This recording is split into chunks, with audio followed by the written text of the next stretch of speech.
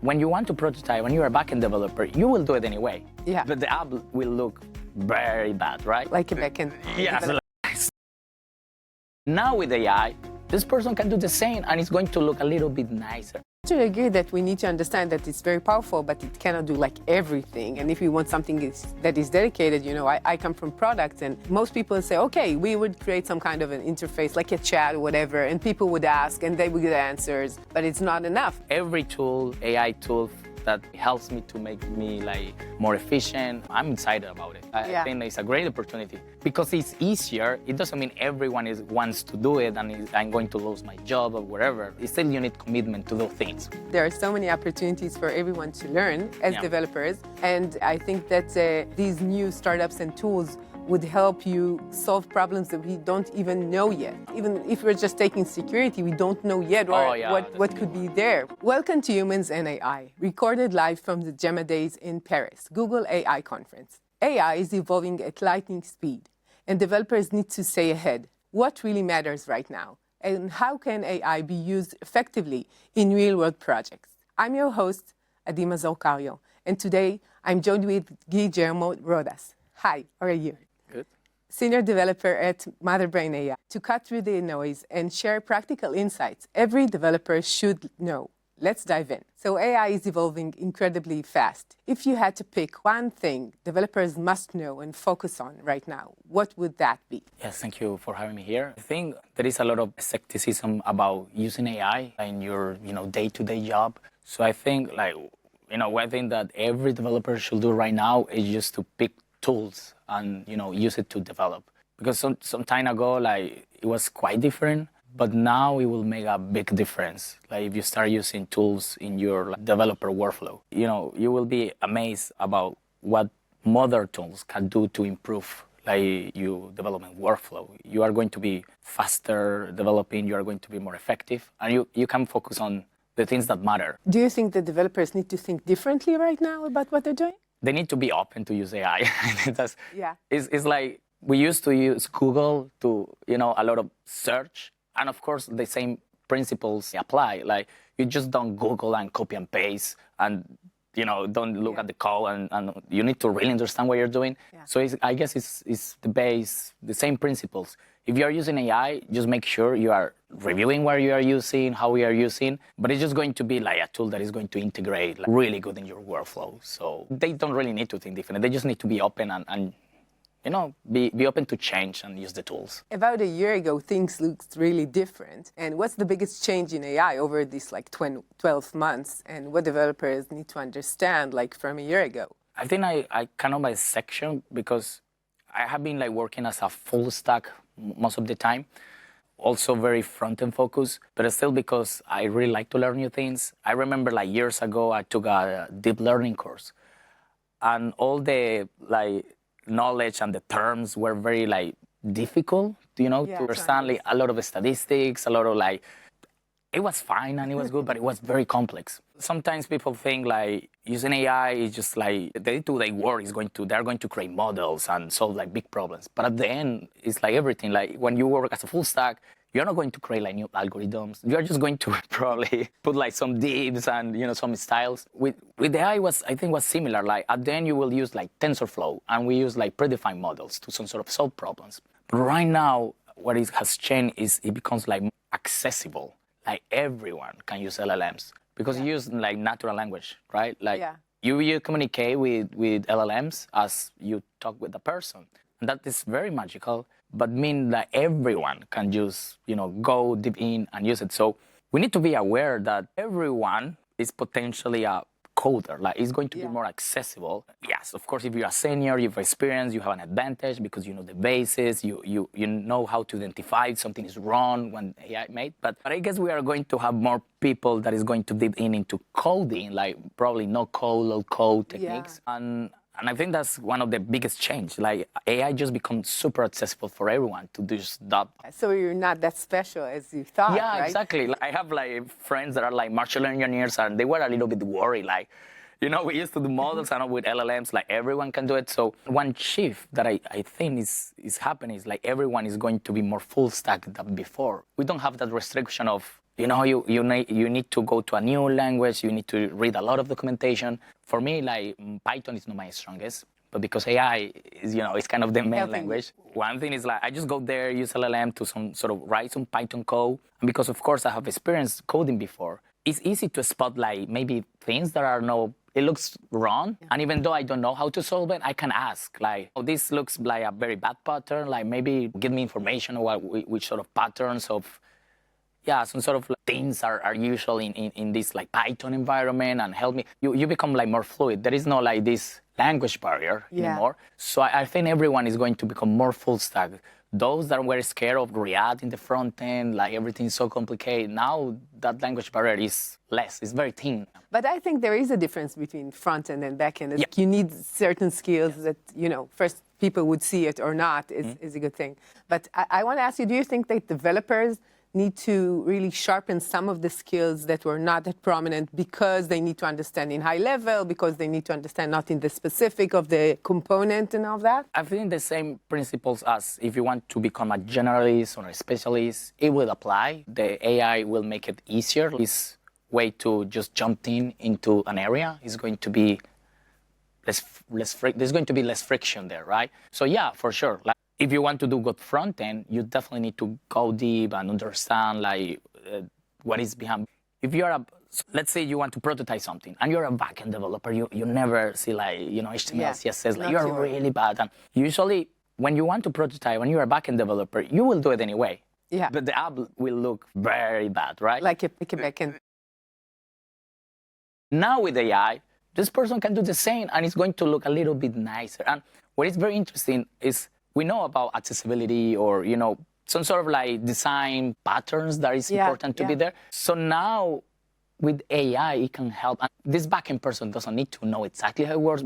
Maybe it's not going to be perfect. Maybe it's going to be a little bit bad, but tools are evolving really fast. LLMs are like the models are becoming more smart and smarter. So I guess at some point it will be it will be fairly like good enough to ask, please make this app accessible, and probably potentially is going to do that decent job.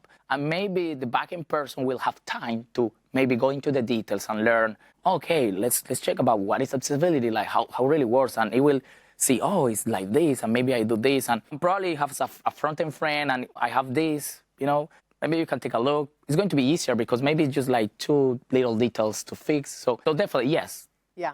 Let's deep into understand something because it's going to be valuable to be a specialist, but it's going to be easier to just become full stack. Yeah, and I think another big change that in the past when you use something that was created by a machine, the code was very heavy and dirty and you couldn't really use it for real production. Yeah. And now the code is much better when it's created by these like AI. Yeah, much better. Yeah. Not every AI project succeeds. What are the most common mistakes developers make when they are interested in using AI for their project? Yeah, I guess there are 2 aspects. One is thinking that, especially because today, like AI is a lot of different things, right? But right now it's becoming very popular, like the LLMs.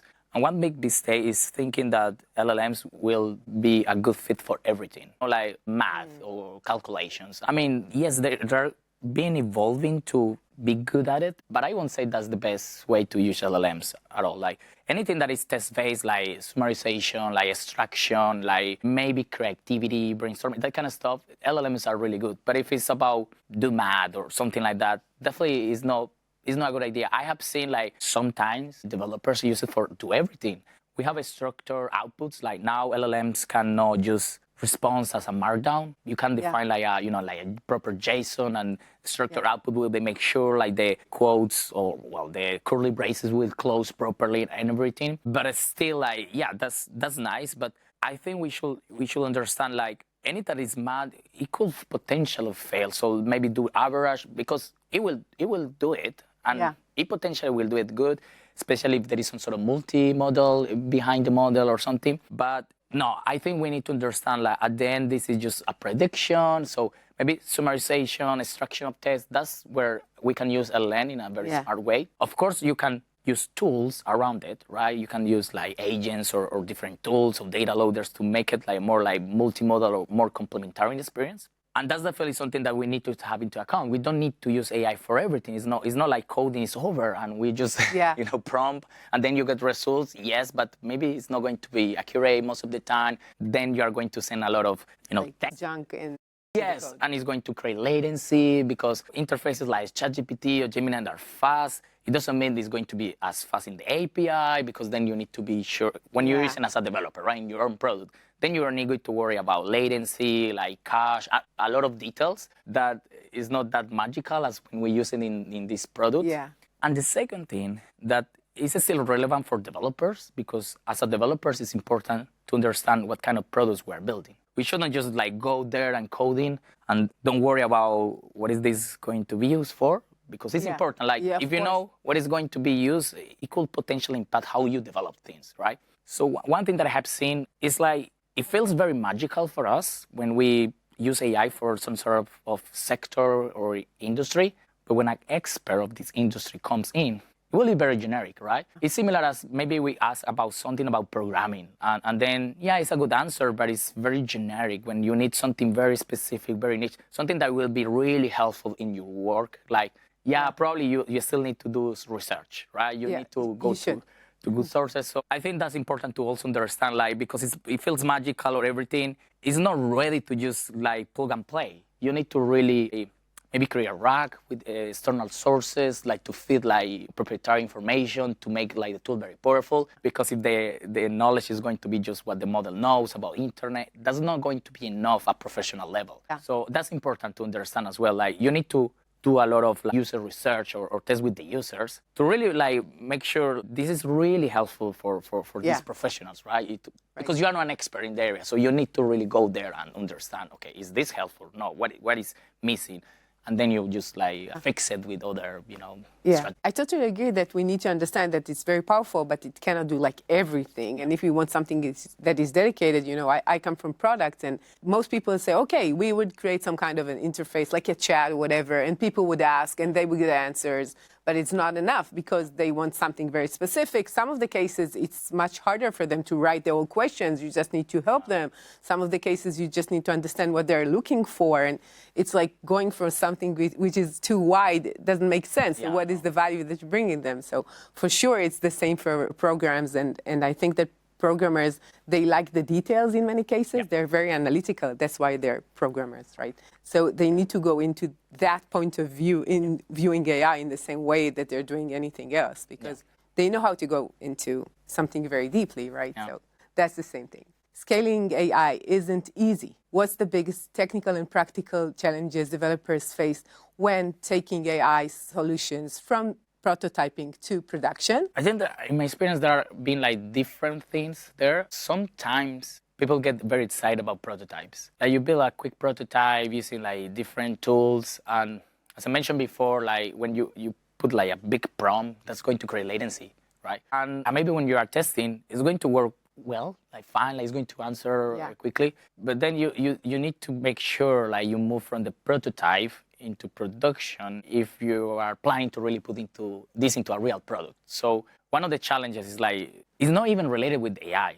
But I guess people, when it's so magical, it's like they get very excited. Oh, this just is so easy and it just works. Like they forget like still AI is just like something that you have extra, right? But you still need to build a product that works for people, that adds value, right? And then you can use AI to improve some things. It doesn't mean to be all AI. Like AI is just going to be a helper in this scenario. So we have these APIs, but then for a scale, you need to have into account cache. You need to have into account maybe, latency is going to be a problem. So how do we solve this? Maybe we introduce from the UX, like the experience, how do we like show to the user a quick answer while we are streaming the rest of the answer? So there are a lot of strategies there. I think it's still very early for a lot of us to understand like how do we manage this experience using AI to the users. And cache, for instance, is one of those tricky because you can cache at so many different levels. Right now, you can cache at the model level, for instance, using tools like LangChain. But then you don't really need cache right away. You need to have a reason why to use cache, because cache can be the opposite. It can be a bad thing because then the user is trying to get a fresh answer, and then it's getting stale information. So then it's important also to introduce like observability into AI. So there are tools like Landsmith or even Datadog where you can see, okay, what is the prompt, what it's doing, if it's taking like too much, like calling the model, or maybe it's parsing, or maybe it's like retrieving the data from other data source. Like it's important to don't forget that we still need to build an infrastructure and some sort of AI platform around those tools when we want to go production. And then it's like the data concerns. Like in Europe, we need to be very mindful about data. How do we treat data? If it's a private, if it doesn't violate like any like GDPR, that kind of stuff. And then you still need to worry about that, right? Sure. So it's very magical, but it's not like, as I said before, it's not just plug and play, right? Into production. Yes, for prototype, you can use whatever probably. But then you still need to worry about all the things that we use in the different stacks. Like have a good platform that support like our final consumers. They can be other teams, other developers that are going to use AI. I think that in general, you could say that the powerful tools that would help you do all of that things that you mentioned are not there yet. Because there is the GDPR, there's security issues, there are points like what you said about the amount of data, how do we scan the data, how do we learn from this data, how is our model getting better, and we monitor it through the usage, right? So there are so many points of views to these like use cases when it's in production that I feel that it's not there yet. The tools are not that there yet. They're not that mature. I mean, there are definitely a lot of opportunity. We can see like a lot of like AI companies that are providing this on sort of service, like a lot of vectorized database, and a lot of like observability platforms or LLM ops, how it's called, like Landsmith. There is a lot of opportunity there to build something that is not like end user, but maybe for the developer experience. I mean, it's very mature. It's not mature enough. It's very green right now, and there is a lot of opportunity, to maybe... maybe we should start security. I still need to, finish practice more, But what you just mentioned, there are so many opportunities for everyone to learn as developers. And I think that these new startups and tools would help you solve problems that we don't even know yet. Even if we're just taking security, we don't know yet what could be there. Or if we're talking about the data, we don't know really what that means when we have like maybe machines talking to machines. What is the meaning of that, for example? It's like only starting, that's for sure. Okay, on a lighter note, what's the most surprising and creative way you've seen AI used recently? So, not very recently, because very recently I've been focused on working with AI tools and try to supply the needs of my team.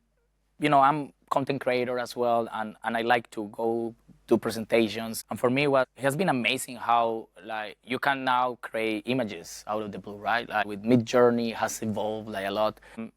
You can see like version 1 to 2, 3. This is crazy how detailed those images are now. And it's very, for presentations, like usually you have this problem like, okay, how do I create an image or how do I look for an image that represents this concept, right? Because I like sometimes to put like a very abstract concept when you're talking in a slides. And then you need to like, it's not the other way around, like, because you have these stock images and then you need like, which one is a good fit? But with AI, you do the opposite. Like, okay, I think a good fit will be, I don't know, a snail in a table or whatever. And then you just write that, make it pretty, and then you have it. You don't really need to like, you can be very creative.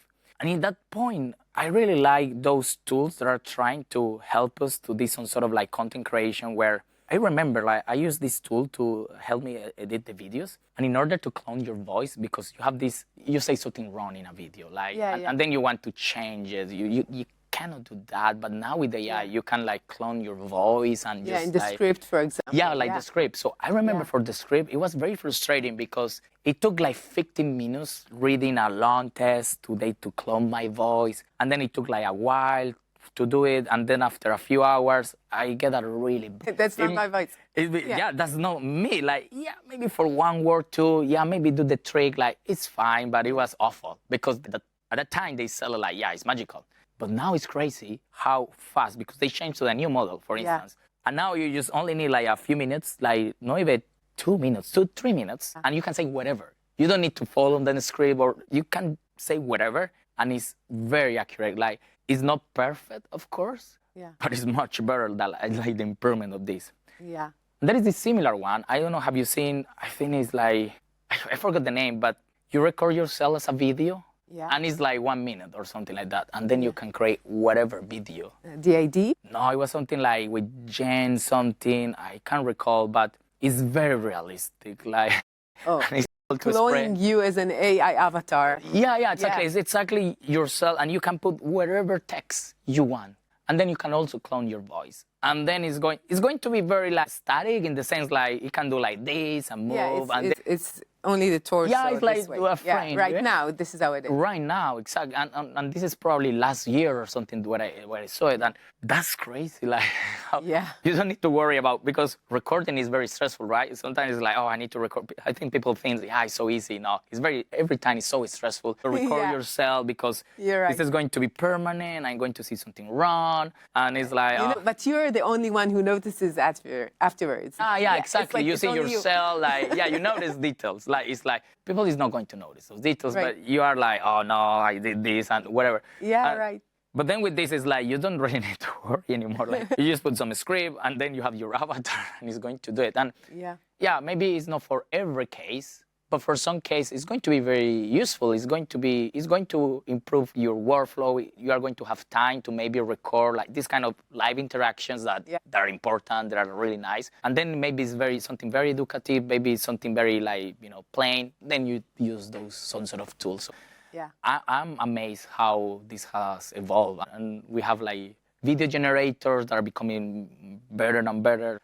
I don't know what is going to happen in the future, but it's going to be very excited, yeah. But you're more excited than anxious about what's going to be? Like there is a fine line between these two, right? Yes, but not for myself, but mostly because, as everything, there is always bad actors, and they can clone you and do like scams. I'm more worried about that part. Like, it's going to be very tricky to detect if this was fake news or not. Like, we need to do something about it. I guess there is a startup already doing something like that for Another sure. startup. Another startup. But that's the part that worries me, because we are in tech, and for us it's maybe easier to realize this is definitely off. Like, this maybe is AI generated. But our parents, for instance, or people that is not in tech, yeah, it's going to be an issue. So know about my career, every tool, AI tool that helps me to make me like more efficient. I'm excited about it. I think it's a great opportunity because it's easier. It doesn't mean everyone wants to do it and I'm going to lose my job or whatever. Yeah. Still you need commitment to do things. If it's easier, yeah, you still need to do a commitment. My concern is more about the other part where it's used for do bad things. Okay. Thank you for your time. And it's been a pleasure talking to you and lots of fun. And thank you for watching. This has been fantastic conversation. AI is changing the game, and it's clear that developers who stay curious and hands-on will be the ones leading the way. Guillermo, I said it better this time? Yes, it's fine. Thank you for sharing your thoughts and insights. And to our listeners and viewers, keep experimenting, keep learning, and we'll catch you in the next episode. See ya. Bye-bye. Bye.